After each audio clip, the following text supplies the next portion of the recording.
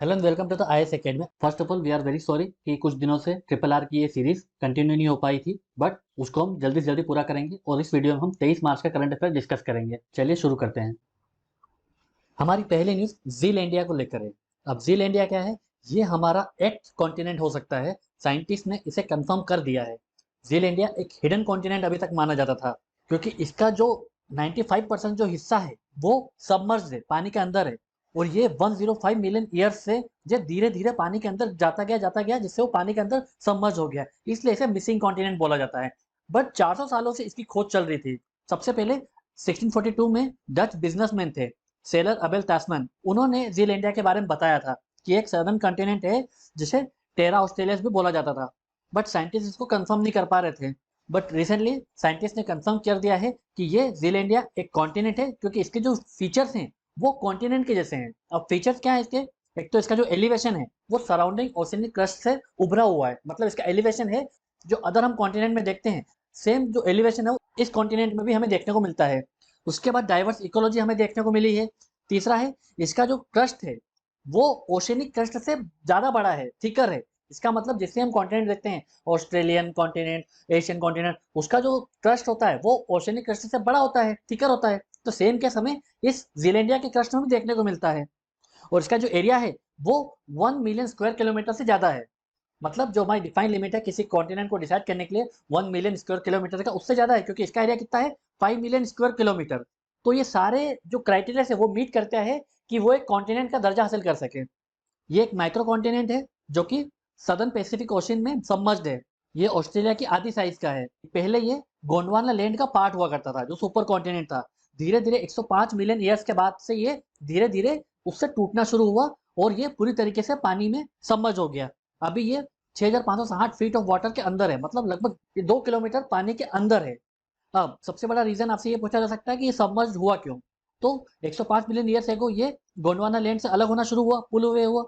तब से ये धीरे धीरे सिंक होता जा रहा है और 94% जो इसका हिस्सा है वो पानी के अंदर है। अभी भी साइंटिस्ट खोज कर रहे हैं कि ये सिंक क्यों कर रहा है। अब इस डिस्कवरी से फायदा क्या होगा? इससे एक तो हमारा वर्ल्ड का 8th कॉन्टिनेंट हमें मिल चुका है। इसके बाद जो जील इंडिया के जो एलिवेशन पार्ट है वो न्यूजीलैंड के नॉर्थ और साउथ आइलैंड का पार्ट बन सकता है, जैसे कि न्यू कैलेडोनिया, ये अब न्यूजीलैंड का पार्ट बन सकता है। और इस डिस्कवरी से हमारी जो जियोलॉजिकल हिस्ट्री है उसे समझने में और ज़्यादा आसानी होगी। हम उसके फोर्सेस को समझ सकते हैं कि क्यों ये अलग हुए और क्यों ये सबमर्ज हो रहे हैं, तो इससे हमारी जियोलॉजिकल हिस्ट्री के बारे में पता चलेगा। तो ये सारे हमें फायदे मिलेंगे जील इंडिया के बारे में पता होने के।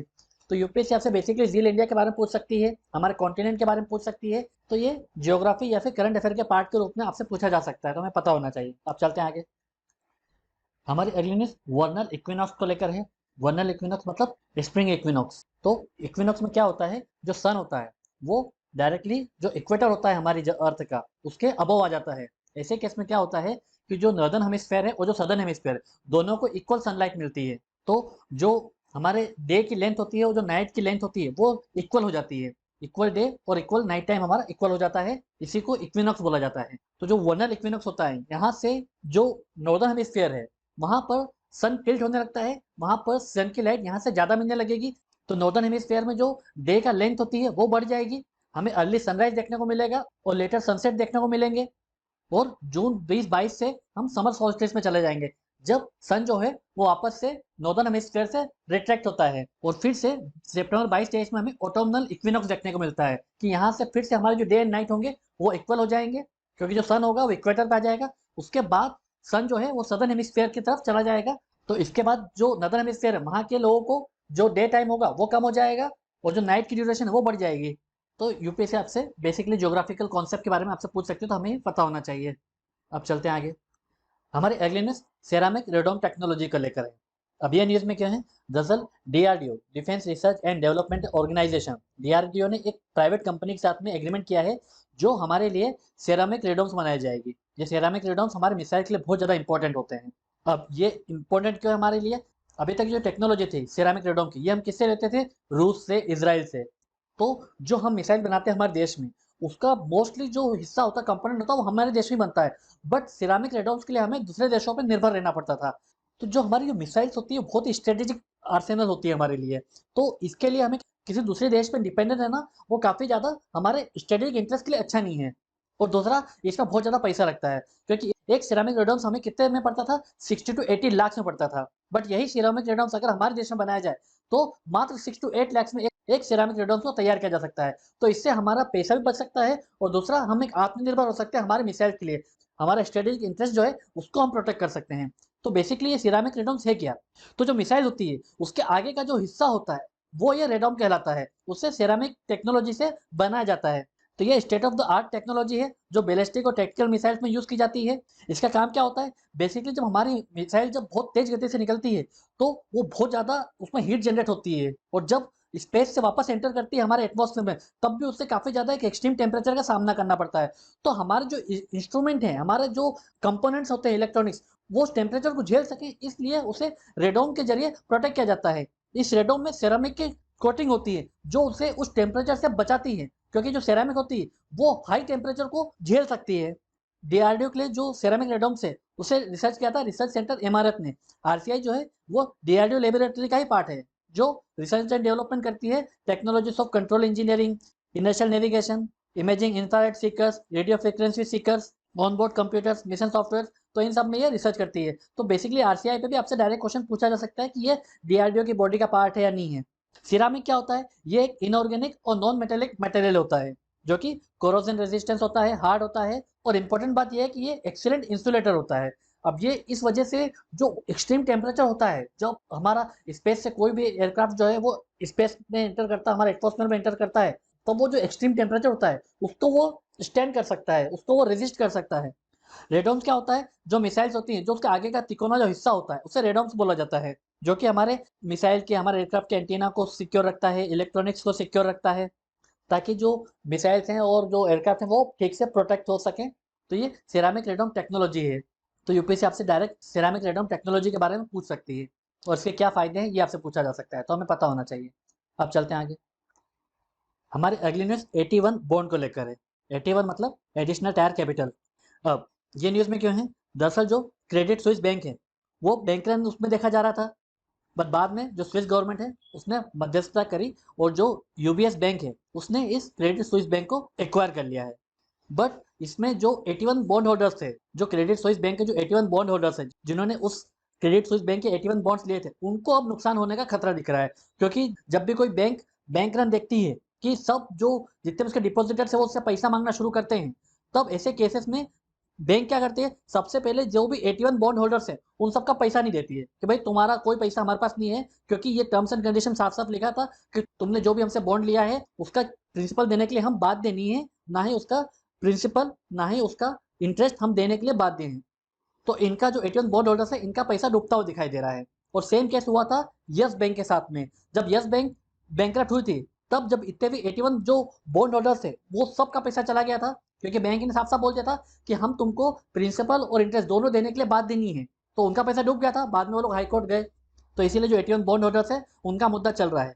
तो यूपीएससी आपसे 81 बॉन्ड्स के बारे में पूछ सकती है। तो बॉन्ड्स बेसिकली होता क्या है? बॉन्ड्स एक सिक्योरिटी इंस्ट्रूमेंट होता है कि कोई भी इंस्टीट्यूशन हो गया, गवर्नमेंट हो गया, वो बॉन्ड जारी करती है और इन्वेस्टर वो बॉन्ड खरीद लेता है। मतलब जो गवर्नमेंट है, जो कॉर्पोरेट है, वो लोन लेती है एक टाइप से कि हम इस पर्टिकुलर पीरियड के लिए हम आपसे लोन ले रहे हैं और जब ये पीरियड खत्म हो जाएगा हम आपको आपका कैपिटल वापस कर देंगे और इस बीच हम आपको इंटरेस्ट देते रहेंगे। ये पूरा बॉन्ड सिस्टम होता है। जैसे जी से जो बॉन्ड होता है जो गवर्नमेंट जारी करती है 3 साल के लिए, 4 साल के लिए, तो आप उस पर इन्वेस्ट करते हो, गवर्नमेंट को कैपिटल देते हो एज ए लोन। बाद में जब उसकी मेच्योरिटी हो जाती है तो गवर्नमेंट आपको कैपिटल वापस करती है, साथ साथ आप उसमें इंटरेस्ट भी कमाते हो। पर 81 बॉन्ड्स क्या होते हैं? ये एक टाइप के कॉन्टिजेंट कन्वर्टेबल बॉन्ड्स होते हैं, कोकोस बॉन्ड भी बोला जाता है इसे।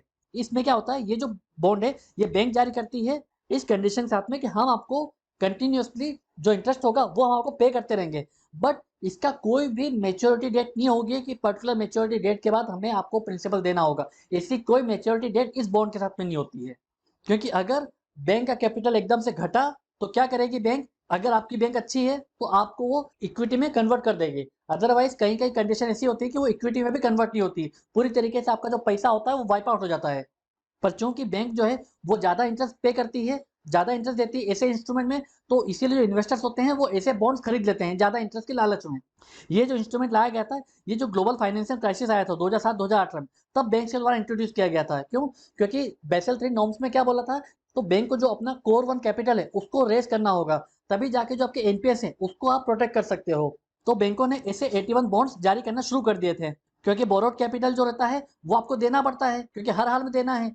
और बैंक जब रन करती है और जब बैंक जब डूबती है तो क्या होता है, फिर उसको बेल आउट करने के लिए टैक्स पेयर का पैसा लगता है।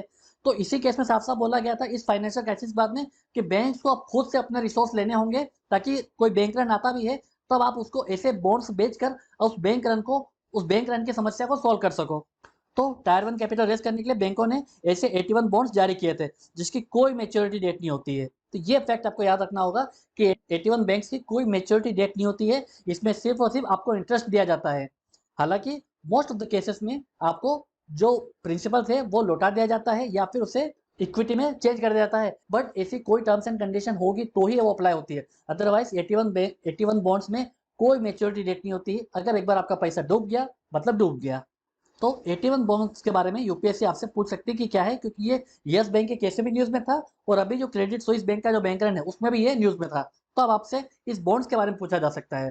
तो पहला हमें याद रखना है कि इसका कोई मेच्योरिटी डेट नहीं है, इसमें सिर्फ आपको इंटरेस्ट दिया जाता है। बैंक को इसलिए रेस करना पड़ता है क्योंकि बेसल 3 नॉर्म्स के अकॉर्डिंग हमें जो कोर 1 कैपिटल है बैंक का वो बढ़ाना है, बट बोरोड कैपिटल नहीं रखना है, सिर्फ इक्विटी या फिर ऐसा इंस्ट्रूमेंट जिसके लिए बैंक को बाध्य ना होना पड़े वो पैसे देने के लिए बैंक रन की सिचुएशन में। इस वजह से बैंक जो है वो AT1 बॉन्ड्स जारी करती है। तो ये फैक्ट आपको पता होना चाहिए। अब चलते हैं आगे।